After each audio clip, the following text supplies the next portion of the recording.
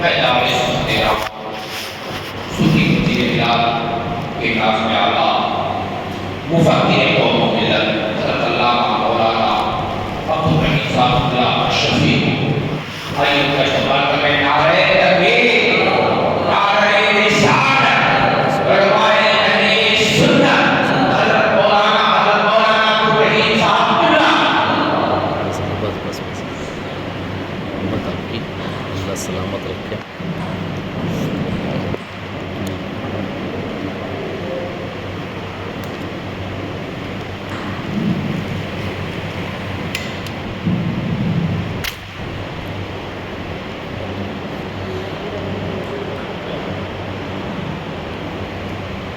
معزز مکرم حاضرین سامعین، السلام علیکم ورحمۃ اللہ وبرکاتہ. الحمد للہ رب العالمین والصلاة والسلام علی سید المرسلین والسلام علی اہل بیتہ الطاہرین والسلام علی اصحابہ اجمعین والسلام علی امتہ المتقین. اما بعد فاعوذ باللہ من الشیطان الرجیم. بسم اللہ الرحمن الرحیم. قال اللہ تعالی فی القرآن المجید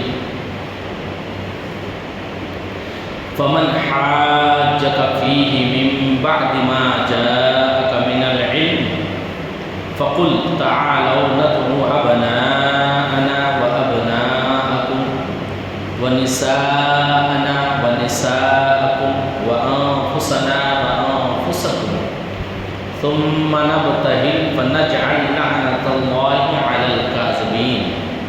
صدق الله العظيم وبلغنا رسوله النبي الأمين المتين الكريم ونحن على ذلك لمن الشاهدين والشاكرين والحمد لله رب العالمین. معزز سامعین، آئیے کچھ کہنے سننے سے پہلے ہمراہ ایک بار بارگاہ رسالت مآب میں ہدیہ عروس درود پاک نظر پیش کریں اور پڑھیں اللہم صلی علی سیدنا مولانا محمد بارک وسلم صلاۃ و سلام علیک یا رسول اللہ صلی اللہ تعالی علیہ وآلہ وسلم. حسبی ربی جل اللہ ما فی قلبی غیر اللہ نور محمد صلی اللہ لا الہ الا اللہ لا الہ الا اللہ لا الہ الا اللہ محمد رسول اللہ صلی اللہ تعالی علیہ وآلہ وسلم.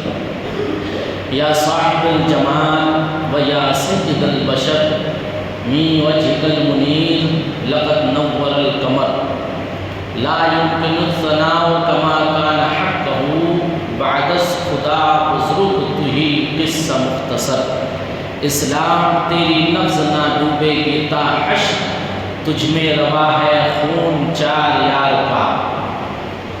شاہ مردہ شیر یزدہ قوت پروردگار لا فتح الا علی لا سیف الا ذوالفقار. شاہ است حسین بادشاہ است حسین دین است حسین دی پناہ است حسین سردار ندار دست در دست یزید حقہ کے بنا لا الہ است حسین. غوث اعظم بمنے بے سر و سامہ مدد قبلہ دی مدد کعبہ ایمہ مدد. اے اشرف زمانہ زمانے مدد نما درہائے بست راز کلید کرم کشا اشرف نہم دریا دریا بسینہ دار دشمن ہمیشہ پرغم با ذکر تو دوست دار. معزز حاضرین سامعین، الحمدللہ اللہ کے احسان و کرم سے ہمارا محرم الحرام کے ساتویں شب میں سنی مسجد بلال میں ذکر اہل بیت و صحابہ و شہدائے کربلا سننے کرنے کے لیے جمع ہونے کی سعادتیں حاصل کر رہے ہیں. حضرات گرامی، واقعی صحابہ کا ذکر کرنا کے محبوبین اہل بیت اطہار رسول اللہ کا ذکر کرنا، یہ سب خدا کی سنت ہے، رسول اللہ کی سنت ہے۔ چونکہ اللہ تعالیٰ نے قرآن مقدس میں اپنے انبیاء کا ذکر کیا، قرآن مقدس میں اللہ تعالیٰ نے اپنے حبیب کے صحابہ کا ذکر کیا، صحابہ کا ذکر ہی نہیں بلکہ صحابہ کے گھوڑوں کے تاب سے اڑنے والی مٹی کا اللہ تعالیٰ نے قرآن میں ذکر کیا۔ قرآن مقدس میں اللہ تعالیٰ نے اپنے متعلقین محبوبین کا ذکر، یہاں تک کہ قربانی کے جانور کے رسی کا ذکر قرآن میں ہے۔ تو اللہ تعالیٰ کی سنت ہے ان سے متعلق لوگوں کا ذکر کرنا، بالخصوص جماعت انبیاء، جماعت شہداء، جماعت صالحین، جماعت صدیقین کا ذکر کرنا بھی اللہ کی سنت ہے، اور ان لوگوں سے محبت کرنا بھی اللہ کی سنت ہے۔ حضرات، میں اپنے موضوع سے یہاں وہاں نہیں بھٹکنے چاہوں گا، اس لیے کہ آج ہے، کل ہے اور پرسوں ہے، ہمیں واقعہ کربلا بھی سماعت کرنی ہے، اور حضرت امام حسن، حضرت امام حسین کا بھی ذکر خیر کرنا ہے۔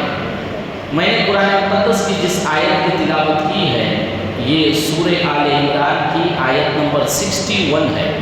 اس آیت کو آیت مباہلہ کہتے ہیں۔ ایک مناظرہ ہوتا ہے، ایک مباہلہ ہوتا ہے۔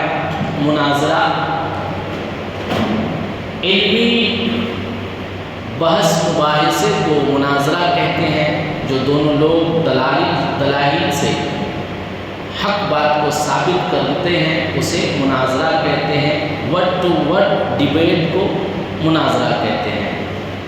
فقہ اسلام میں اور تاریخ اسلام میں، بالخصوص قرآن پاک میں، عربک ڈکشنری میں ایک لفظ آیا ہے جسے مباہلہ کہتے ہیں۔ مباہلہ کسے کہتے ہیں کہ دو لوگ اپنے سچ ثابت ہونے کو یوں چیلنج کریں کہ آؤ ہم اور تم دونوں اپنے عقیدے کے مطابق اپنے خالق و مالک کے پاس کھڑے رہ کر یہ دعا کرتے ہیں کہ تم میں سے اور مجھ میں سے، ہم دونوں میں سے جو صحیح ہے اللہ اسے صحیح سلامت رکھے، اور جو غلط راستے پہ ہے، باطل پہ ہے، اللہ تعالیٰ اسے نیست و نابود کر دے۔ اس عمل کے کرنے کو مباہلہ کہتے ہیں۔ مباہلہ صرف دین اسلام کی حقانیت کو ثابت کرنے کے لیے کی جاتی ہے۔ ایسا نہیں کہ ہم دو لوگ ہیں، آپس میں جھگڑا ہو گیا، تم صحیح ہو تو میں سے اس پہ مباہلہ نہیں۔ مباہلہ صرف دین کی حقانیت کو ثابت کرنے کے لیے کی جاتی ہے، اور دوسرے دین کے ساتھ تباہل یا مقابلہ رائے کے لیے تب مباہلہ کی جاتی ہے۔ چنانچہ ہمارا آج انشاءاللہ عزیز حضرت امام حسن، حضرت امام حسن کے مراتب کا ذکر سنیں گے۔ یہ جو آیت ہے، یہ آیت بھی حضرت امام حسن، حضرت امام حسین اور حضرت فاطمہ زہرا اور حضرت مولا کائنات کی شان میں نازل ہوئی، اور حضور صلی اللہ علیہ وسلم کی شان میں نازل ہوئی۔ اس آیت کا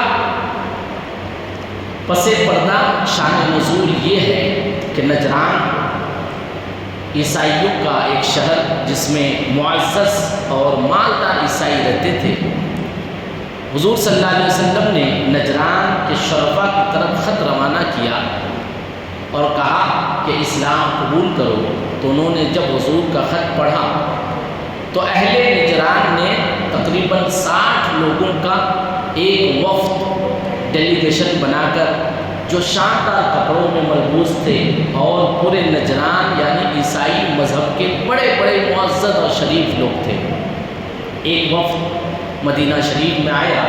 مدینہ میں انہوں نے اپنا ساز و سامان رکھا، حضور صلی اللہ علیہ وسلم کو خبر گئی۔ حضور صلی اللہ علیہ وسلم نے ان لوگوں سے کہا کہ انہیں بیٹھنے کے لیے کہو، اور پھر حضور صلی اللہ علیہ وسلم نے ان لوگوں سے ملاقات کرتے ہی پھر سے اسلام پیش کیا اور دعوت اسلام دیا، مگر انہوں نے اسلام قبول کرنے سے انکار کیا، اور اس میں حضور صلی اللہ علیہ وسلم نے ان سے کہا کہ تمہارا عقیدہ یہ ہے کہ حضرت عیسیٰ علیہ السلام خدا ہے اور اس پہ تمہاری دلیل یہ ہے چونکہ ان کا کوئی باپ نہیں ہے اس لیے وہی خدا ہے۔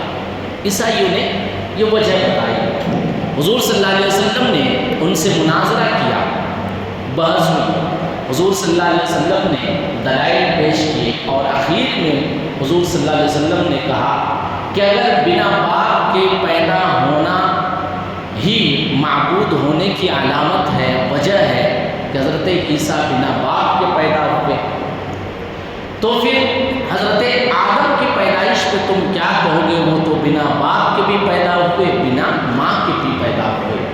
اس بات پر نجران کے وہ بڑے بڑے عالم اور بڑے بڑے شریف جو عیسائی مذہب کے ماننے والے تھے اور جانکار تھے وہ لاجواب ہو گئے اور شرمندہ ہو گئے۔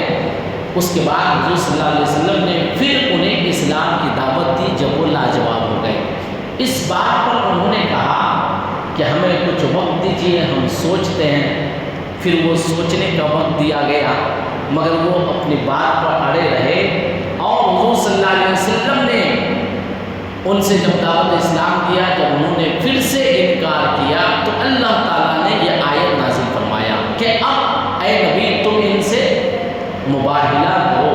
مباہلہ کے لیے حضور صلی اللہ تعالیٰ نے یہی حکم دیا، فمن حاجک، اے نبی آپ ان سے فرمائیے کہ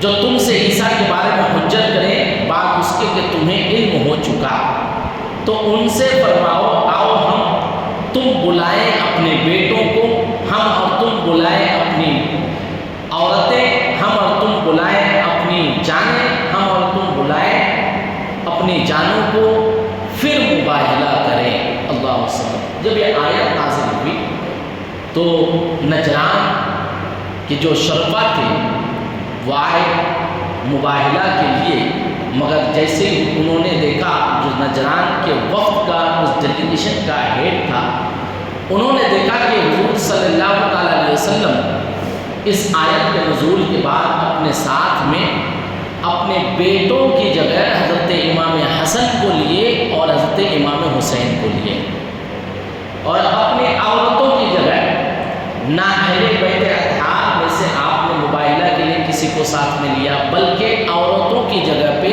حضور صلی اللہ تعالیٰ علیہ وسلم نے اپنی شہزادی حضرت فاطمہ زہرا کو ساتھ میں لیا، اور اپنی جانوں کے مقابل میں حضور صلی اللہ علیہ وسلم نے خود اس میں شرکت کی اور اپنے ساتھ حضرت علی مرتضیٰ رضی اللہ تعالیٰ عنہ کو لیا۔ اس کے بعد مباہلے کے لیے آپ نجران کے شرفا سے مخاطب ہوئے۔ حضور صلی اللہ علیہ وسلم ادھر حضرت امام حسن، حضرت امام حسین، فاطمہ زہرا اور حضرت علی مرتضیٰ رضی اللہ تعالیٰ عنہ کو سکھا رہے ہیں کہ جب میں مباہلہ کروں اور میں کچھ دعا کروں تو تم لوگ میری دعا پر آمین کہنا۔ یہ حضور صلی اللہ علیہ وسلم سکھا رہے ہیں۔ نجران کو اس پادری کی روایت ہے، وہ کہتے ہیں جب انہوں نے ان چہروں کو دیکھا اور اس میں بالخصوص حضرت امام حسن، حضرت امام حسین کا ذکر ہے، وہ کہتے ہیں کہ یہ جو دو چہرے ہیں انہوں نے اپنے ماننے والوں کو مباہلہ کرنے سے منع کر دیا، یہ کہہ کے کہ لوگوں تم یہ کیا کر رہے ہو، اس نبی سے مباہلہ کر رہے ہو، یہ حق پر ہے، ان کا دین سچا ہے، اگر تم نے ان سے مباہلہ کیا تو تم نست و نابود ہو جاؤ گے، ختم ہو جاؤ گے، تمہارا نام لینے والا کوئی اس روئے زمین پر باقی نہ رہے گا۔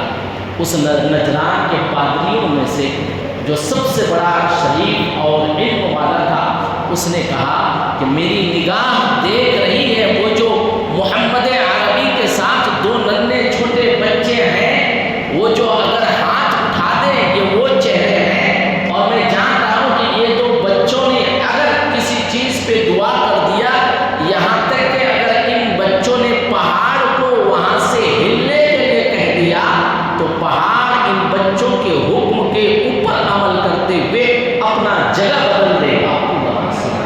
تم کہاں ان بچوں سے مباہلہ کر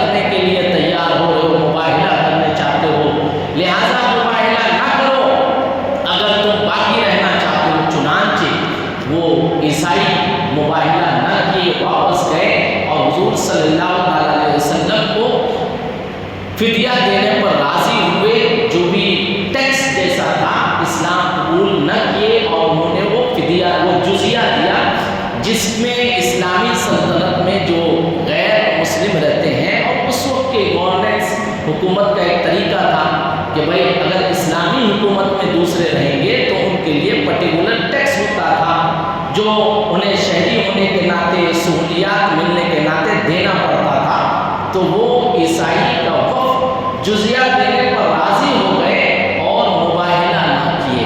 اب یہاں کے آگے حضور صلی اللہ علیہ وسلم کا بیان سنیے۔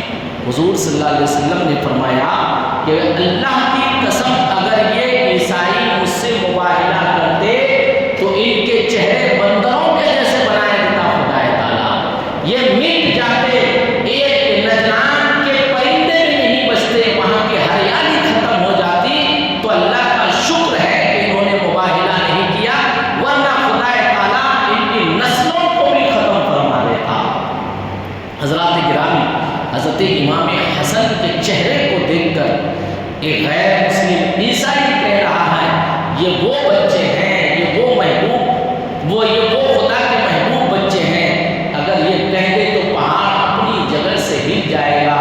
اللہ صمد، واقعی حضرت امام حسن، حضرت امام حسین مقبولانے بارگاہ خدا ہیں، یہ اللہ والے ہیں، یہ جو چاہتے ہیں یہ اللہ تعالیٰ اسے کر دیتا ہے۔ یہاں سے بھی پتا چلا کہ کربلا کی سرزمین پر حضرت امام حسین محتاج نہیں تھے، بلکہ اللہ کی رضا پہ حضرت امام حسین راضی تھے۔ اگر آپ وہاں بھی چاہتے، اشارہ کرتے تو پانی بھی مل جاتا، جنگ بھی جیتتے، مگر حقانیت کے خاطر اللہ کے آزمائش پہ وہاں پہ اسلام کو حسنین کریمین نے، حضرت امام حسین نے اپنی موجودگی سے اسلام کی حفاظت کی ہے، اور کربلا کی سرزمین پہ امام حسین نے اپنا سر دے کے اسلام کی حفاظت کی ہے۔ اسلام کی بلندی ذات حسین سے ہے، اسلام کی عظمت ذات حسین سے ہے، اسلام کی سرفرازی ذات حسین سے ہے، اسلام کی حقانیت کی علم برداری ذات حسین سے ہے۔ نجران کے پادریوں کے مقابل بھی امام حسین نے اسلام کا سر بلند کیا ہے، اور کربلا کی سرزمین پہ حق کے خاطر اپنا سر دے کر بھی امام حسین نے اسلام کا سر بلند فرمایا ہے۔ حضرت امام حسین رضی اللہ تعالیٰ عنہ، حضرت امام حسن، حضور صلی اللہ علیہ وسلم کی یہ دو نہایت ہی چہیتے نواسے ہیں۔ چنانچہ حضور صلی اللہ علیہ وسلم کے کئی ارشادات کے موقع سے یہ باتیں ثابت ہوتی ہے، واضح ہوتی ہے کہ حضور صلی اللہ علیہ وسلم نے انہیں اپنے جسم کا ٹکڑا کہا۔ آپ ان سے بے پناہ محبت کرتے تھے، بہت شفقت کرتے تھے۔ ان بچوں سے حضور صلی اللہ علیہ وسلم اپنی محبت کا بات اظہار فرماتے تھے، اور ان بچوں سے نبی کریم صلی اللہ علیہ وسلم اپنی محبتوں کے اظہار کرتے وقت لوگوں کو اس کی تعلیم بھی دیتے تھے۔ حضرت امام حسن رضی اللہ تعالیٰ عنہ سے بھی نبی کریم صلی اللہ علیہ وسلم بے پناہ محبت کرتے تھے۔ حضرت امام حسن رضی اللہ تعالیٰ عنہ نبی کریم صلی اللہ علیہ وسلم کے نواسے ہیں، اور حضرت فاطمہ زہرا رضی اللہ تعالیٰ عنہا کے لگتے جگر ہیں۔ حضرت امام حسن رضی اللہ تعالیٰ عنہ کی پیدائش ایک روایت کے مطابق 15 رمضان المبارک 3 ہجری میں ہوئی۔ رسول صلی اللہ علیہ وسلم سے حضرت علی مرتضیٰ نے فرمایا کہ اس بچے کا نام رکھیے یا رسول اللہ۔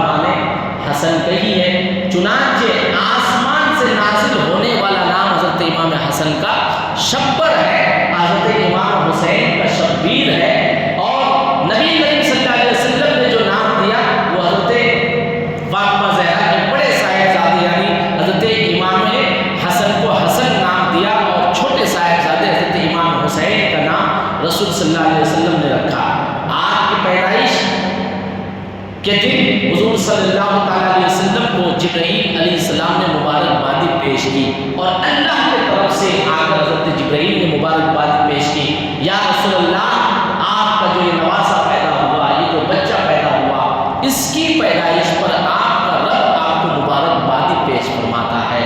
برادران ملت اسلامیہ، جس کی پیدائش پر اللہ تعالیٰ اپنے حبیب پیغمبر محمد مصطفیٰ صلی اللہ علیہ وسلم کو مبارکبادی پیش کرے، اس امام حسن کے مرتبے کا کیا کہنا۔ واقعی آپ اعلیٰ مرتبے والے ہیں، آپ بالا مرتبے والے ہیں۔ چنانچہ حضور صلی اللہ علیہ وسلم نے اس بچے کا 7ویں دن عقیقہ کیا۔ عقیقہ میں آپ نے 2 مینڈوں کو ذبح کیا۔ حضرات کرام، ہم مسلمانوں کے گھروں میں جو بچہ پیدا ہوتا ہے تو عقیقہ کرنا سنت ہے۔ اگر لڑکا ہے تو لڑکے کے بدلے میں 2 بکری، 2 بکرا یا مینڈے عقیقہ کریں گے، اور اگر لڑکی ہے تو 1، اور اگر بڑے جانور میں عقیقہ کریں گے تو بیٹے کی طرف سے لڑکے کی طرف سے 2 حصے کا اہتمام کیا جائے گا۔ 7ویں دن کرنا بہتر ہے، سنت کے اوپر عمل کرنا ہے، ورنہ پوری زندگی میں کبھی بھی عقیقہ کریں گے تو عقیقہ کا ثواب مل جائے گا۔ مگر نبی کریم صلی اللہ علیہ وسلم نے 7ویں دن اپنے نواسے کا عقیقہ فرمایا، اور ان کا بال منڈوا کر بال کے وزن کے برابر حضور صلی اللہ تعالیٰ علیہ وسلم نے چاندی صدقہ کرایا۔ تو یہ بھی حضور صلی اللہ علیہ وسلم کی سنت ہے کہ اگر ہمارے گھروں میں بچہ پیدا ہو تو 7ویں دن ان کا بال منڈوائیں، بال کے وزن کے برابر کچھ صدقہ کریں جو اللہ نے دیا ہے، اور عقیقہ 7ویں دن کرنے کی کوشش کریں۔ اگر نہیں کر سکے پوری زندگی میں کبھی بھی عقیقہ کریں گے، اس کا ثواب مل جائے گا۔ حضور صلی اللہ علیہ وسلم کا جب وصال باکمال ہوا، اس وقت حضرت امام حسن کی عمر شریف صرف 7 سال کی تھی۔ حضرت امام حسن کی عمر 7 سال کی تھی، اس کے باوجود کئی حدیثیں نبی کریم صلی اللہ علیہ وسلم نے انہوں نے روایت کی ہیں، چونکہ آپ نے بہت ہی عقیل، ذہین اور ذہن والے تھے، اور آپ کی یادداشت بہت مضبوط تھی، چنانچہ اس وجہ سے آپ نے کئی حدیثوں کو روایت کیا ہے۔ حضور صلی اللہ علیہ وسلم کے اس نواسے نے حدیثوں کا ذکر کیا ہے، اور ہم دونوں نواسے حضور صلی اللہ علیہ وسلم کے شبہات ہم شبیہ تھے، حضور صلی اللہ علیہ وسلم کے جیسے دکھتے تھے۔ چنانچہ حضرت علی مرتضیٰ رضی اللہ تعالیٰ عنہ نے ارشاد فرمایا، الحسن اشبہ رسول اللہ صلی اللہ تعالیٰ علیہ وسلم، کہ حسن رسول صلی اللہ علیہ وسلم کے ہم شبیہ تھے، ما بین صدر الی راس، سر سے لے کے سینہ تک نبی کریم صلی اللہ علیہ وسلم کے ہو بہو حضرت امام حسن نظر آتے تھے، اور سینہ سے لے کے پیر تک ہو بہو حضرت امام حسین نظر آتے تھے۔ دونوں بچے دکھنے میں بھی نبی کریم صلی اللہ علیہ وسلم کے مشابہ تھے، اور دیکھنے والا یہ کہتا کہ یہ نبی کا گھر والا ہے، حضور کے آل میں سے ہے۔ اور حضرت امام حسین حضرت امام حسین بھی اسی کو اعلیٰ حضرت فاضل بریلوی نے ارشاد فرمایا، ایک سینہ تک مشابہ، ایک وہاں سے پاؤں تک۔ اعلیٰ حضرت فاضل بریلوی نے اپنے شعر میں یوں فرمایا، ایک سینہ تک مشابہ، ایک وہاں سے پاؤں تک، حسن سبتین ان کے جانوں میں ہے، نیما نور کا صاف شکل پاک ہے، دونوں کو ملنے سے آیا، خط توام میں لکھا ہے یہ 2 ور کا نور تھا۔ اعلیٰ حضرت فاضل بریلوی نے انہی کے بارے میں ارشاد فرمایا ہے۔ حضرت امام حسن رضی اللہ تعالیٰ عنہ کی فضیلت میں بھی کئی حدیثیں آئی ہیں، کئی حدیثیں دونوں بچوں کے تعلق سے اجمالی طور پر رسول صلی اللہ علیہ وسلم نے ارشاد فرمایا۔ کہیں کہ حضور صلی اللہ علیہ وسلم نے حضرت امام حسن کے تخصیص کے ساتھ آپ کے فضائل بیان فرمائے، اور کہیں کہ حضرت امام حسین کے تخصیص کے ساتھ بیان فرمائے۔ حضرت ابوبکر صدیق رضی اللہ تعالیٰ عنہ سے روایت ہے کہ انہوں نے فرمایا، میں نے رسول صلی اللہ علیہ وسلم کو دیکھا کہ آپ منبر پر رونق افروز ہیں، اور حضرت امام حسن آپ کے پہلو میں ہیں۔ کتنی محبت کرتے تھے حضور صلی اللہ علیہ وسلم اپنے ان نواسوں سے۔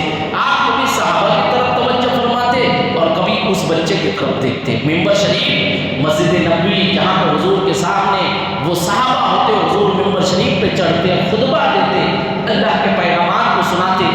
اتنا امپورٹنٹ وقت کے درمیان آپ اپنے نواسے کی طرف دھیان دیتے۔ حضرت ابوبکر صدیق فرماتے ہیں کہ آپ خطبہ دے رہے ہیں تو ممبر شریف میں، مگر اس کے باوجود آپ کبھی اپنے نواسے کی طرف توجہ فرماتے اور کبھی ان کی طرف دیکھتے، اور فرمایا ابنی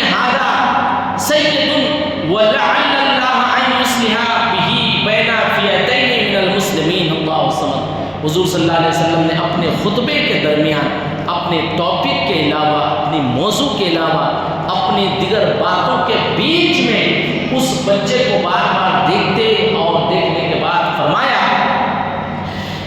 کہ میرا بیٹا یہ سردار ہے۔ حضور صلی اللہ علیہ وسلم نے ابنی ھذا سید، یہ میرا بیٹا سردار ہے۔ آپ نے آگے فرمایا کہ اللہ تعالیٰ اس کے ذریعے مسلمانوں کے دو گروہوں کے درمیان مصالحت فرما دے گا، صلح فرمائے گا۔ حضرت امام حسن کے ذریعے، اور حضرت عبداللہ بن زبیر رضی اللہ تعالیٰ عنہ نے بھی اس حدیث کو روایت کی ہے۔ حضرات گرامی، حضرت امام حسن کی فضیلت سے پہلے چلتے ہیں تھوڑی تاریخ کی طرف کہ حضور صلی اللہ علیہ وسلم نے ارشاد فرمایا کہ میرا یہ بیٹا سردار ہے اور مسلمانوں کے دو گروہوں کے درمیان صلح فرمائے گا۔ یہاں سے ہم آپ چلتے ہیں تھوڑی تاریخ کی طرف، گفتگو کو اب ہسٹری کی طرف لے کے چلتے ہیں فضائل کے علاوہ، پھر حدیثوں کی شکل میں انشاءاللہ میں آپ حضرات کے سامنے حضرت امام حسن حسین کی فضیلتیں بھی بیان کروں گا۔ حضرت علی رضی اللہ تعالیٰ عنہ کے وصال کے بعد بے اتفاق رائے حضرت عثمان غنی رضی اللہ تعالیٰ عنہ خلیفہ سوم ہوئے، اور حضرت علی مرتضیٰ رضی اللہ تعالیٰ عنہ کو ایک بدبخت نے شہید کیا۔ آپ کے وصال کے بعد حضرت عثمان غنی رضی اللہ تعالیٰ عنہ کے قاتلین کا بدلہ لینے کے تعلق سے زیادہ آوازیں اٹھنے لگی کہ حضرت عثمان غنی کو جن لوگوں نے شہید کیا ہے ان کا بدلہ لیا جائے۔ چنانچہ اس وقت وہاں سے حضرت طلحہ اور زبیر مکہ چلے گئے اور حضرت عائشہ صدیقہ رضی اللہ تعالیٰ عنہ کو ساتھ لے کر خون عثمان کا مطالعہ کرنے کے لیے بصرہ پہنچے۔ حضرت عثمان غنی کی شہادت کے بعد حضرت علی مرتضیٰ رضی اللہ تعالیٰ عنہ تخت نشین ہوئے، خلیفہ چہارم ہوئے۔ چونکہ حضرت عثمان غنی کو شہید کرنے والے لوگ بلوائی تھے، ان سے بدلہ لینے کے لیے صحابہ کرام میں سے زیادہ تر لوگ حضرت عائشہ کے ساتھ جڑ گئے، کہنے لگے کہ عثمان غنی کے قاتلین کا بدلہ لینا چاہیے، اور اس وجہ سے کئی صحابہ یہاں سے ہجرت کر کے حضرت عائشہ کے پاس چلے گئے۔ جس وقت حضرت علی کو یہ خبر ملی تو آپ بھی عراق تشریف لے گئے، اور بصرہ میں حضرت طلحہ، حضرت زبیر، حضرت عائشہ سے ملے، آمنا سامنا ہوا۔ وہ آمنا سامنا کیسا تھا؟ پھر دونوں میں جنگ ہوئی، حضرت عائشہ کے درمیان اور حضرت علی کے درمیان۔ اس جنگ کو جنگ جمیل کہتے ہیں تاریخ کی دنیا میں۔ آپ حضرات بھی پڑھنے کی کوشش کریں، مزید سننے کی کوشش کریں کہ جنگ جمل کیوں ہوئی۔ چنانچہ یہ جنگ 36 ہجری میں ہوئی۔ اس کے بعد میں حضرت طلحہ، حضرت زبیر شہید ہو گئے، اور طرفین کے طرف سے 13,000 مسلمان بھی شہید ہو گئے اس جنگ میں، جنگ جمل میں۔ بصرہ میں آپ 15 روز رکے، کون؟ حضرت علی مرتضیٰ رضی اللہ تعالیٰ عنہ۔ پھر کوفہ تشریف لے گئے۔ آپ کے کوفہ پہنچنے کے بعد حضرت امیر معاویہ نے خروج کیا، یعنی حضرت علی مرتضیٰ رضی اللہ تعالیٰ عنہ کی طرف بڑھے۔ یہ خروج کیا یعنی آپ کی طرف گئے اپنے لشکر کے ساتھ، اور اپنے ساتھ و سامان ساتھیوں کے ساتھ وہ گئے۔ ان کے ساتھ شامی لشکر بھی تھا۔ آپ آگے بڑھے اور صفین کے مقام پر صفر کے مہینے میں 37 ہجری میں خوب معرکہ تھی حضرت علی اور حضرت امیر معاویہ کے درمیان، اور کئی روز تک یہ سلسلہ چلتا رہا۔ آخر ایک معاہدے پر یہ جنگ ختم ہوئی۔ اس جنگ کو جنگ صفین کہتے ہیں۔ اس تاریخ کو بھی جاننے کی ضرورت۔ اس کے بعد میں یہ حضرت علی مرتضیٰ رضی اللہ تعالیٰ عنہ عراق میں رہے، اور آپ کے ماننے والے حضرت علی مرتضیٰ رضی اللہ تعالیٰ عنہ کی شہادت کے بعد حضرت امام حسن رضی اللہ تعالیٰ عنہ اپنے والد کے چاہنے والوں کے طرف سے ان کے چاہنے والوں نے، مسلمانوں نے حضرت امام حسن کے ہاتھ میں بیعت کرنا شروع کیا۔ چونکہ حضرت امیر معاویہ تقریباً 20 سال سے گورنر کے عہدے پر تھے، اور آپ کے ماننے والے آپ کے ساتھ لشکر، آپ کے ساتھ دیگر عہدے وغیرہ ہونے کی وجہ سے کچھ لوگ حضرت امیر معاویہ کے ہاتھ میں بھی بیعت کرنے لگے، اور آپ وہاں کے گورنر ہونے کے ناطے حاکم مقرر ہوئے۔ اب مسلمانوں میں دو گروہ ہوگا، ایک حضرت علی کے ماننے والے، اور زیادہ تر لوگ حضرت امام حسن کے ہاتھ میں بیعت کیے۔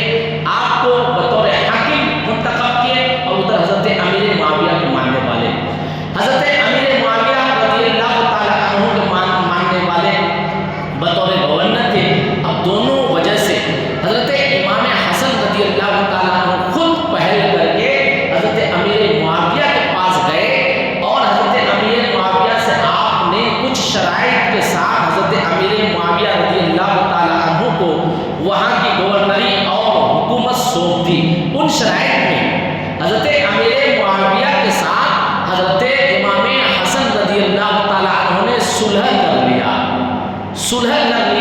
اور حضور صلی اللہ علیہ وسلم نے جو فرمایا تھا کہ میرا یہ بیٹا سردار ہے اور مسلمانوں کے دو گروہوں کے درمیان صلح کر کے امن و امان کو بحال کرے گا، حضور صلی اللہ علیہ وسلم کا وہ قول صادق ہوا اور حضرت امام حسن حضرت امیر معاویہ کے ساتھ ٹکرانے کے بجائے، مطالبہ حکومت کے بجائے، انہوں نے پوری حکومت حضرت امیر معاویہ کو سونپ دیا۔ اب جو سونپا اس میں کچھ کنڈیشنز تھے، کچھ شرائط تھے۔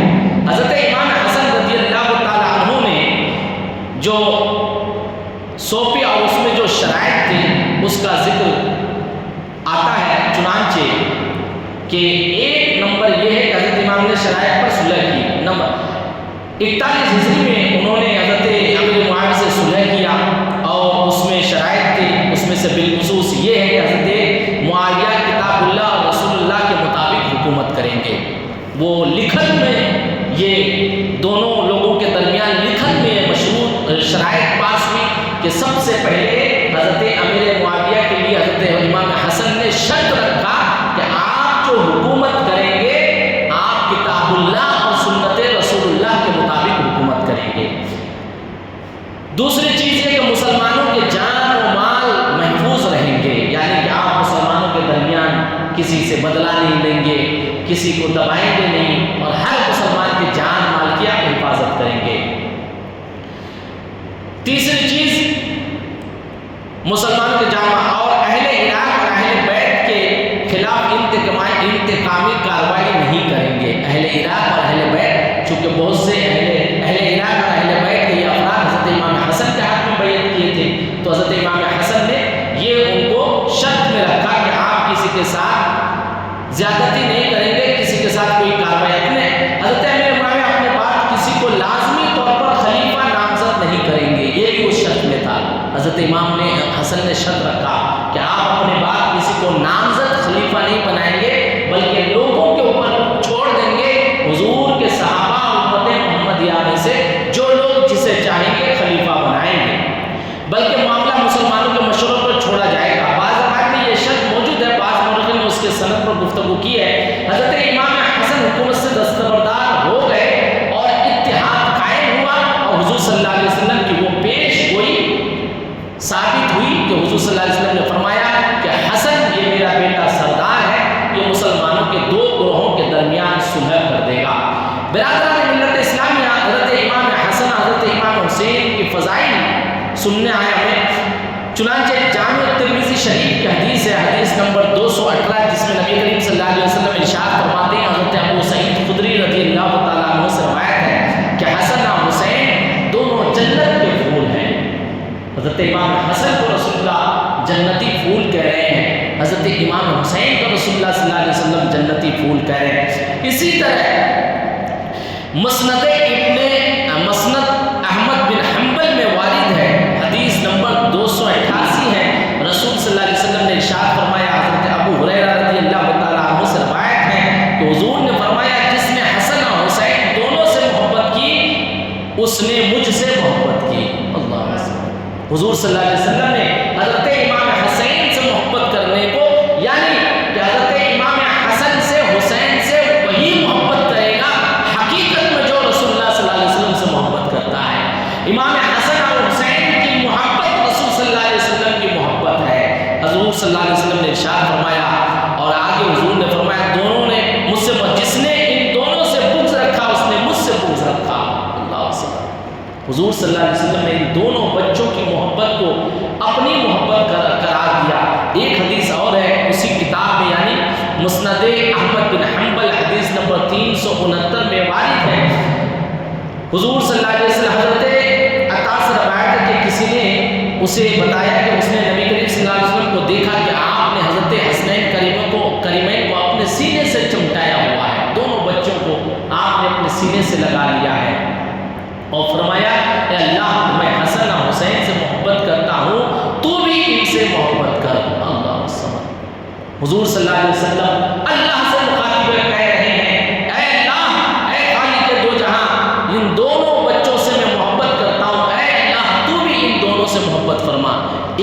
دوسری حدیث میں ہے، بات یہیں سے میں لے کے چل رہا ہوں، ایک دوسری حدیث میں یہ حدیث بڑی لمبی سے مذکور ہوئی ہے کہ حضور صلی اللہ علیہ وسلم فجر کے وقت کہ نماز کی بات ہے، اور حضور صلی اللہ علیہ وسلم کے خادم خاص نے اس حال میں دیکھا کہ حضور صلی اللہ علیہ وسلم نماز کے بعد اس طرح آ رہے ہیں اور چادر کے اندر ایسا لگ رہا ہے کہ حضور نے کچھ سامان پکڑ لیا ہے، چلے آ رہے ہیں۔ صحابی رسول نے دیکھا، کہا یا رسول اللہ آپ نے اپنے چادر مبارک کے اندر کیا چھپا رکھا ہے؟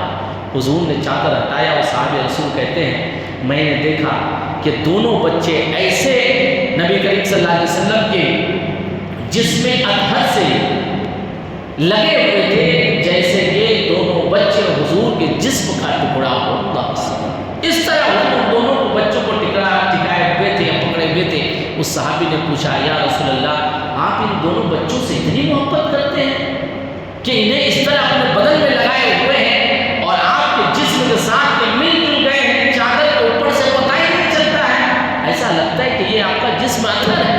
حضور صلی اللہ علیہ وسلم نے اس صحابی سے کہا کہ تم جاننا چاہتے ہو یہ بچے دونوں میرے بیٹے ہیں۔ حضور نے وہاں پھر فرمایا اللہ اکبر، جو حدیثوں پہ بڑی ڈیپ اسٹڈی کرتے ہو بیان کرتے ہیں، وہ صحابی رسول نے جب دیکھا کہ چادر مبارک کے اندر حسن بن علی ہے، حسین بن علی ہے، وہ صحابی رسول تو جانتے ہیں کہ یہ بچے علی کے بچے ہیں، فاطمہ کے بچے ہیں، اس کے باوجود اس صحابی سے حضور کا یہ کہنا کہ یہ دونوں میرے بیٹے ہیں، گویا حضور اس صحابی رسول سے یوں کہہ رہے کہ سنو اگر تمہارے ذہن میں یہ ہے کہ یہ فاطمہ کے بچے ہیں، علی کے بچے ہیں، نہیں، یہ حقیقت میں ان بچوں سے اتنی محبت اس لیے کرتا ہوں کہ یہ دونوں میرے بچے ہیں۔ اللہ، تبھی تو حضور نے کہا نا، کسی اور کو کہتے تو سمجھ میں آتا، صحابی کو کہہ رہے ہیں، وہ تو پہلے سے جانتے ہیں کہ حسن بن علی ہے، یہ حسین بن علی ہے، تو حضور نے کہا یا رسول اللہ آپ ان بچوں سے اتنی محبت کرتے ہیں؟ حضور نے فرمایا ہاں یہ میرے بیٹے ہیں اور میں ان دونوں بچوں سے اتنی محبت کرتا ہوں، اور جو کوئی ان دو بچوں سے محبت کرتا ہے اللہ۔ پھر حضور صلی اللہ علیہ وسلم نے وہاں پہ ہاتھ اٹھایا، وہی حدیث جو تھوڑی تفصیل سے ہے، حضور نے پھر وہیں پہ ہاتھ اٹھایا اور اللہ سے دعا کیا اللہ میں ان دونوں بچوں سے محبت کرتا ہوں، تو بھی محبت کر۔ اور حضور نے وہیں پہ فرمایا اے اللہ، اے خالق دو جہاں، جو ان دو بچوں سے محبت کرے اللہ تو اسے اپنا محبوب بنا۔ اللہ، حضور نے دعا فرمایا ہے کہ جو امام حسن سے محبت کرے گا اللہ کی نظر میں وہ محبوب ہوگا، جو امام حسین سے محبت کرے گا اللہ کی نظر میں وہ محبوب ہوگا۔ اور یاد رکھیے یہ دعا سید الانبیاء نے کی ہے، حضور نے دعا کی ہے۔ ہمارا اور آپ کا تو ایمان و عقیدہ ہے، امام صاحب سے دعا کرواتے ہیں، پیر صاحب سے دعا کرواتے ہیں، کسی نیک بزرگ سے دعا کرواتے ہیں۔ کیوں دعا کرواتے ہیں؟ اس لیے کہ یہ اللہ کے نیک بندے ہیں، اللہ تعالیٰ ان کی زبان سے دعائیں قبول فرمائے گا، یہ عقیدہ ہوتا ہے۔ مگر یہاں دعا کرنے والا کوئی دنیا کا پیر، کوئی اور نہیں، سید الانبیاء ہے، محبوب خدا ہے، جو مستجاب الدعوات ہے۔ حضور جو دعا کرتے ہیں اللہ تعالیٰ وہ بھی پوری کر دیتا ہے، حضور جو صرف چاہ لیتے ہیں اللہ تعالیٰ وہ بھی پوری کر دیتا ہے۔ اس حدیث میں حضور نے دعا کی ہے اللہ جو حسن سے حسین سے محبت کرتا ہے اللہ تو انہیں محبوب بنا لے۔ اگر محبوب خدا ہونا چاہتے ہو حسن سے محبت کرو، حسین سے محبت کرو، تم اللہ کی بارگاہ میں محبوب ہو جاؤ گے۔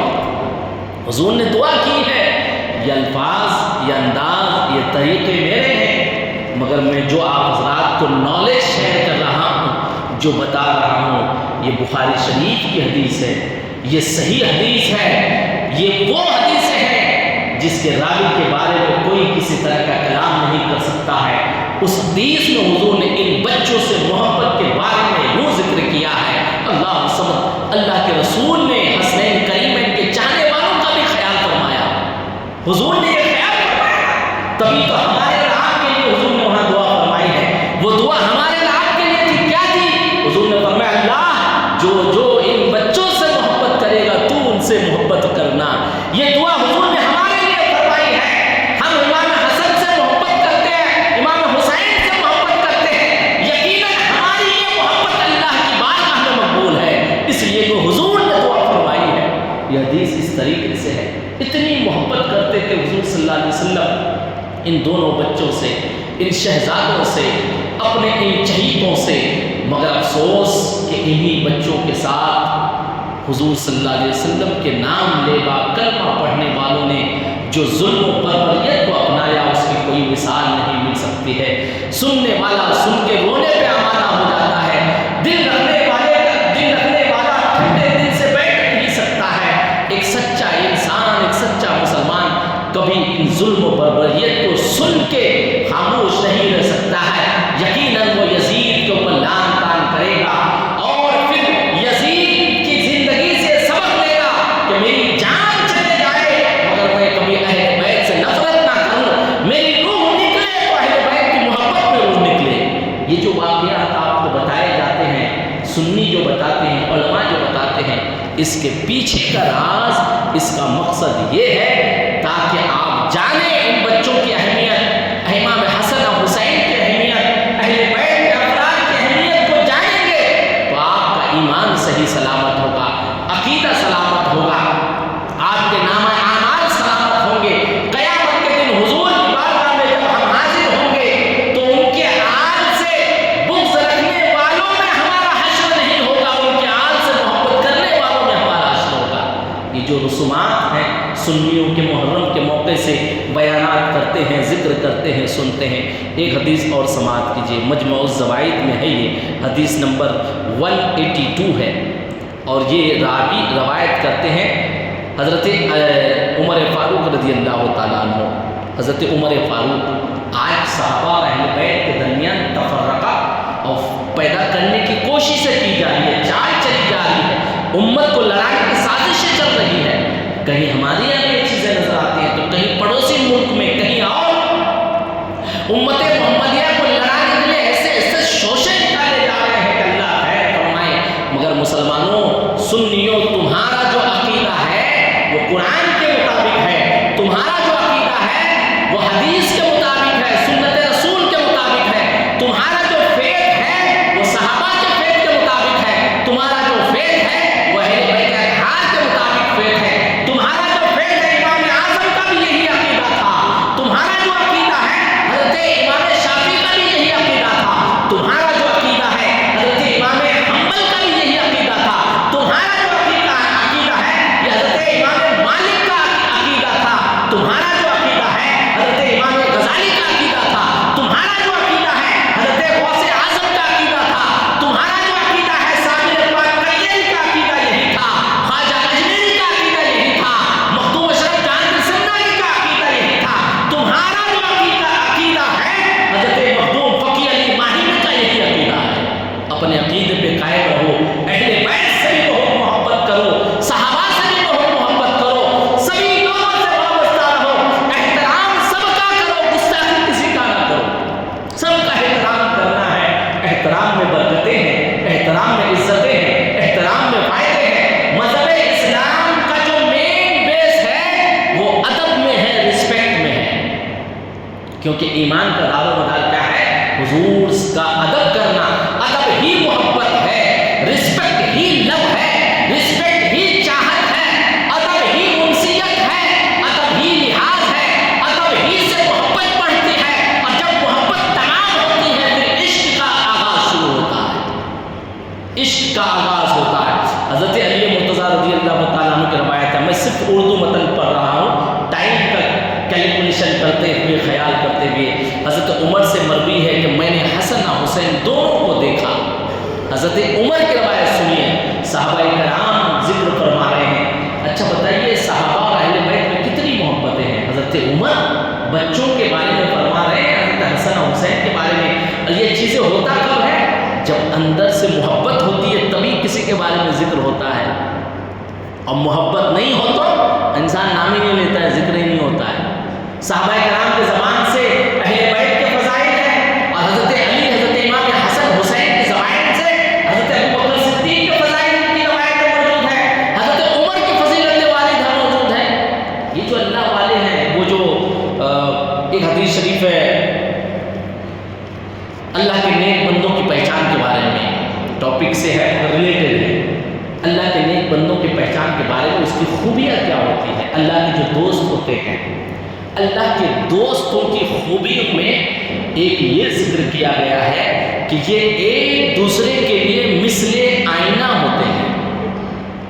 آئینہ مطلب ایک دوسرے کے بارے میں بغض نہیں رکھتے، کچھ چھپاتے نہیں، حسد نہیں کرتے، نفرت نہیں کرتے، کچھ کالا پن نہیں رہتا ہے، یہ صاف ستھرے رہتے ہیں ایک دوسرے کے بارے میں۔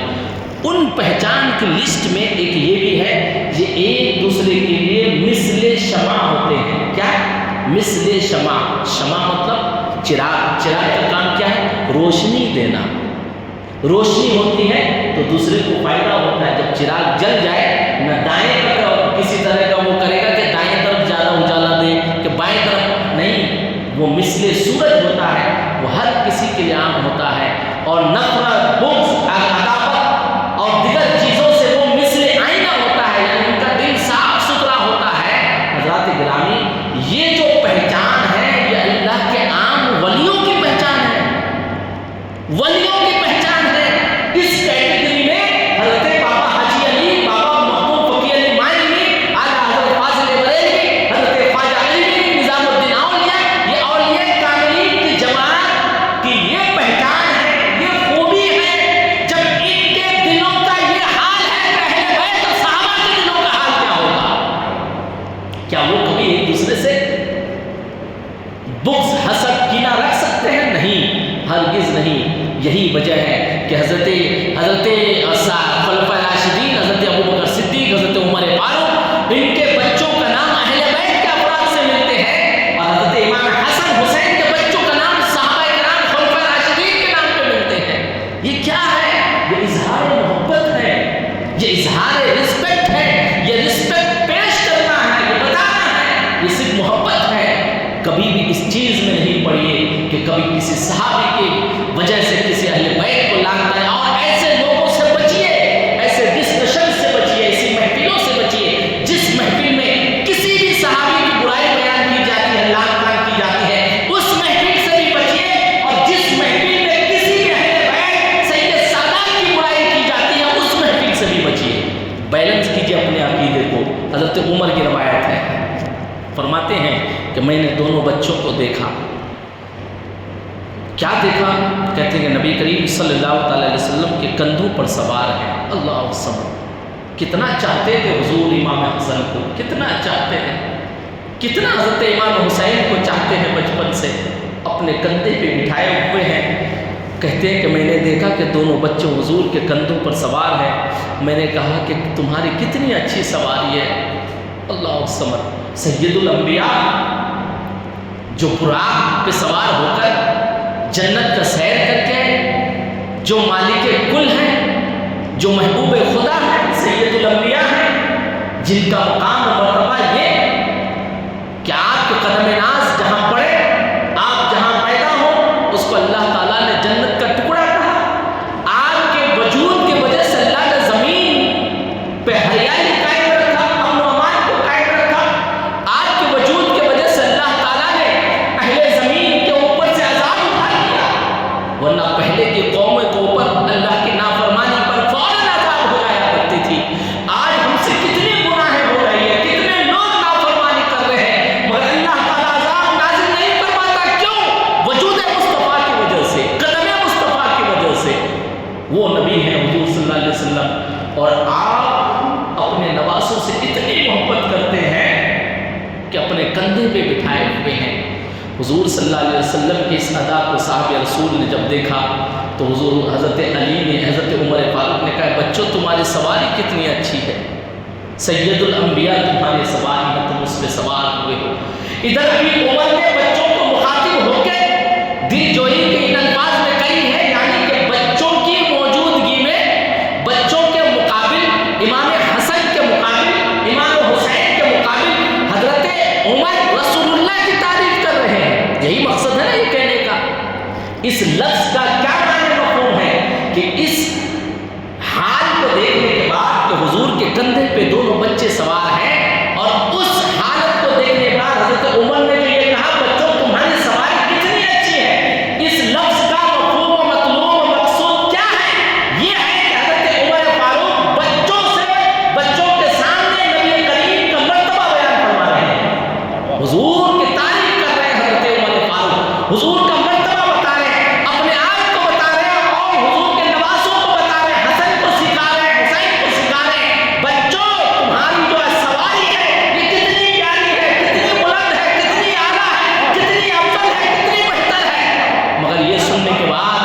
حضور نے یہ نہیں کہا کہ عمر تم سچ کہہ رہے ہو، حضور نے اپنے نوازوں سے بھی اظہار محبت کیا کہا ہے۔ اللہ الصمد، یہ حال دیکھیے، عمر ہے جو اظہار محبت حضور کی تعریف کر کے کر رہے ہیں، مگر عمر کی محبت کے اظہار کے مقابل میں سید الانبیاء بچوں سے محبت کا اظہار عمر کے سامنے یوں کر رہے ہیں کہ اے عمر، تم نے سواری کی تو تعریف کی ہے، ذرا سوار کی بھی تعریف کرو۔ اللہ الصمد، حضور کی تعریف زمانے عمر سے ہو رہی ہے، مگر حسنین کی تعریف زمانے مصطفیٰ سے ہو رہی ہے۔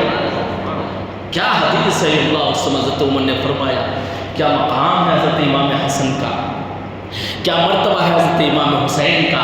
اللہ لعنت برسائے گستاخان اہل بیت پر، اللہ ہمیں امام حسن اور حسین سے محبت کی توفیق عطا فرمائے۔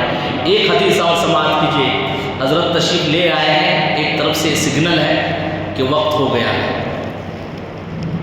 ایک حدیث اور درود شریف پڑھی، اللہم صلی علی سیدنا مولانا محمد بارک وسلم صلاۃ و سلام علیک یا رسول اللہ صلی اللہ تعالیٰ علیہ وآلہ وسلم۔ حضرت ابو ہریرہ سے روایت ہے، بیان فرماتے ہیں کہ ہم نے دیر سے عشاء کی نماز پڑھی، آقا علیہ السلام کے ساتھ۔ جب آپ سجدے میں گئے، نماز حالت دیکھیے، جب آپ سجدے میں گئے، حسن اور حسین دونوں بھائی حضور کی پشت مبارک پر چڑھ گئے۔ حضور کی پشت یعنی پیٹھ شریف، آپ کی پیٹھ پہ گئے۔ حضور جب سجدے میں گئے، دونوں بچے چڑھ گئے۔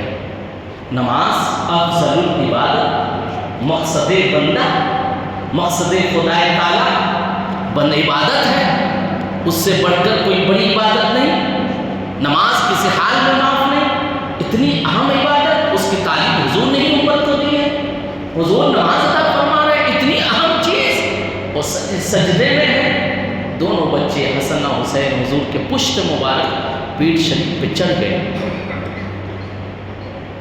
جب حضور صلی اللہ علیہ وسلم نے سر انور سجدے سے اٹھایا تو دونوں کو اپنے ہاتھوں سے آرام سے تھام لیا۔ اللہ الصمد، یعنی تم گر تو نہیں گئے، تمہیں چوٹ تو نہیں آئی، تمہیں تکلیف تو نہیں ہوئی۔ حضور نے فوراً دونوں بچوں کو تھام لیا اور زمین پر بٹھا لیا۔ اس کے بعد بٹھایا، جب آپ صلی اللہ علیہ وسلم نے سجدے میں جاتے تو وہ دونوں یہی عمل دہراتے، جب بھی سجدے میں جاتے وہ دونوں بچے یہی کرتے، حتیٰ کہ آپ نے اسی حالت میں نماز ادا فرمائی اور پھر دونوں شہزادوں کو اپنی گود میں اٹھایا۔ حضرات گرامی، اسی ٹاپک پہ ایک دوسری حدیث اور ہے کہ جب آپ رکوع میں جاتے تو حضرت امام حسن آپ کے پیروں کے درمیان سے پیچھے سے آگے کی طرف گزرتے تو صحابی رسول کہتے ہیں، حسنین کریمین سے حضور کو کتنی محبت ہے، کتنی محبت ہے۔ وہ صحابی رسول کہتے ہیں کہ حضور رکوع کے حالت میں ہوتے حسن بن علی جو ابھی بچے ہیں، پیچھے سے دونوں پیروں کے درمیان سے آگے کی طرف چلے جاتے۔ حضور صلی اللہ تعالیٰ علیہ وسلم اس بچے کی آسانی کے لیے حالت رکوع میں اپنے پیر مبارک کو کشادہ فرما دیتے تھے۔ اللہ اکبر، کشادہ فرما دیتے تھے۔ کتنی محبت کرتے تھے ان بچوں سے۔ حضرات گرامی، اسی طرح ایک مرتبہ حضرت امام حسن حضرت انس بن مالک نے روایت کی ہے، حضور جب نماز میں سجدے میں تھے کہ حسن حسین آئے اور پشت مبارک پر چڑھ گئے۔ وہ تو حدیث ہے کہ آپ اٹھا کے بٹھا لیے۔ حضرت انس فرماتے ہیں کہ ہم نے دیکھا کہ حضور صلی اللہ علیہ وسلم حالت نماز میں ہیں اور سجدہ لمبا ہو گیا۔ میری لسٹ کے علاوہ ایک دوسری حدیث یاد ہے، حضور صلی اللہ علیہ وسلم حالت نماز میں ہیں، حضرت امام حسن آپ کے پشت مبارک پر سوار ہیں اور آپ سر مبارک نہیں اٹھا رہے ہیں، آپ کی ابتدا میں صحابہ کرام نماز ادا کر رہے ہیں۔ صحابی رسول نے کہا کہ حضور نے سجدہ اتنا لمبا کر دیا، اتنا لمبا کر دیا۔ راوی کہتے ہیں کہ میرے دل میں خیال آیا کہ کہیں حضور کو کچھ ہو تو نہیں گیا۔ اللہ وسلم کہتے ہیں کہ میں نے اٹھا کے دیکھا تو میری نظروں نے دیکھا کہ حضور صلی اللہ تعالیٰ علیہ وسلم اسی حال میں حالت سجدے میں ہے، ہاں مگر حضور کے پشت مبارک پہ حسن بن علی ہے۔ اللہ وسلم، مجھے خیال فوراً آ گیا کہ حضور نے جو سجدہ طویل فرمایا ہے کوئی وجہ نہیں ہے، وجہ حسن بن علی ہے۔ جب حسن بن علی حضور کے پشت مبارک سے اٹھیں گے تو حضور سجدے سے سر اٹھائیں گے۔ وہ کہتے ہیں اس حال کے بعد جب نماز ہو گئی، وہ صحابی فرماتے ہیں کہ نماز ہو گئی، نماز کے بعد جب باہر آئے تو صحابی نے پوچھا یا رسول اللہ آپ نے سجدہ طویل فرما دیا، آپ اتنی محبت فرماتے ہیں حسن سے حسین سے اللہ وسلم؟ پھر حضور نے وہی کہا وہ جو ہمارا بارہا سنتے ہیں، اے صحابہ تم جاننا چاہتے ہو میں اس بچے سے کتنی محبت کرتا ہوں؟ تم نے سوال کیا کہ کتنی محبت کرتے ہو، سننا چاہتے تو سنو، الحسین منی وانا ہوں الحسین، میں حسین سے ہوں، حسین مجھ سے ہے، جس نے حسین سے محبت کیا اس نے مجھ سے محبت کیا، جس نے مجھ سے محبت کیا اس نے خدا تعالیٰ سے محبت کیا، جس نے خدا تعالیٰ سے محبت کیا اللہ اسے جنت میں مقام عطا فرمائے گا۔ پھر حضور نے وہی فرمایا اور یہ بھی سنو، جس نے حسین سے بغض کیا اس نے مجھ سے بغض کیا، جس نے تجھ سے بغض رکھا اس نے خدا سے بغض رکھا، جس نے خدا سے بغض رکھا اللہ تعالیٰ اسے جہنم میں داخل فرمائے گا۔ اللہ اکبر۔ حضور صلی اللہ علیہ وسلم اپنے صحابہ سے یہ کیوں کہہ رہے ہیں، یہ کیوں تعلیم دے رہے ہیں؟ وجہ یہ ہے کہ اے میری امت کے لوگوں، میرے امتیوں سنو، جس طرح تم مجھ سے محبت کرو، تم خدا سے محبت کرو، تو میری محبت کے خاطر تم میرے اہل بیت سے محبت کرو، حسن سے محبت کرو، حسین سے محبت کرو۔ مگر افسوس کہ شیطانی چہرے یزید لعین نے حضور صلی اللہ علیہ وسلم کے ان ارشادات کو ٹھکرا کے حسین بن علی کو جو چوٹ پہنچایا، جو تکلیف دی ہے، یقیناً جب جب مسلمان اس روئے زمین پر رہیں گے ان پر لعنت کرتے رہیں گے۔ آج دیکھیے دنیا میں حسین کے نام لینے والے کتنے ہیں، یزید کا نام کس طریقے سے لیا جاتا ہے۔ کسی ماں نے اس کے بعد واقعے کربلا کے بعد کسی کلمہ پڑھنے والے ماں نے اپنے بچے کا نام یزید نہیں رکھا ہے، مگر روئے زمین پر جگہ جگہ غلام حسن نظر آتے ہیں، غلام حسین نظر آتے ہیں۔ اللہ کا شکر ہے کہ اللہ تعالیٰ نے ہمیں امام حسن اور حسین کی محبت کی توفیق عطا فرمائی ہے۔ اللہ سے دعا ہے کہ اللہ تعالیٰ اس محبت کو اللہ قائم فرمائے، آباد فرمائے، اور ہمارا اسی طرح ذکر حسین کرتے رہیں، سنتے رہیں۔ حضرات گرامی، انشاءاللہ عزیز کل آپ حضرات کے سامنے زیادہ تر تاریخی باتیں پیش کرنے کی کوشش کروں گا، اور 2 دن کل اور پرسوں 10-15 منٹ 5 منٹ تھوڑی آدھی تاخیر ہو جائے تو آپ معاف کیجیے گا، اور میں گزارش کرتا ہوں کہ آپ اس تیاری سے آئیں کہ بھائی 1-2 دن بچ گیا ہے، اور 10:30 کے بجائے 11:45 کے بجائے 11 5-10-15 منٹ آگے پیچھے انشاءاللہ العزیز کل بھی ذکر ہوگا، پرسوں بھی ہوگا۔ وما علینا الا البلاغ۔ السلام علیکم ورحمۃ اللہ وبرکاتہ۔ صلاۃ و سلام کے لیے کھڑے ہو جائیں۔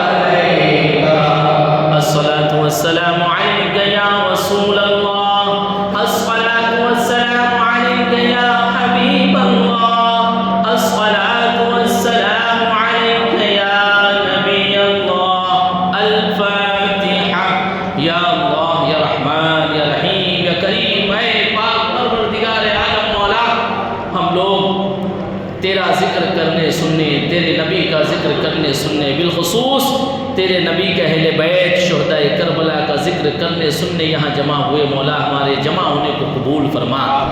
یا اللہ ذکر مجلس اہل بیت، ذکر مجلس امام حسن و حسین کے صدقہ طفیل مولا ہم سبھی لوگوں کی سبھی پریشانیوں کو دور فرما۔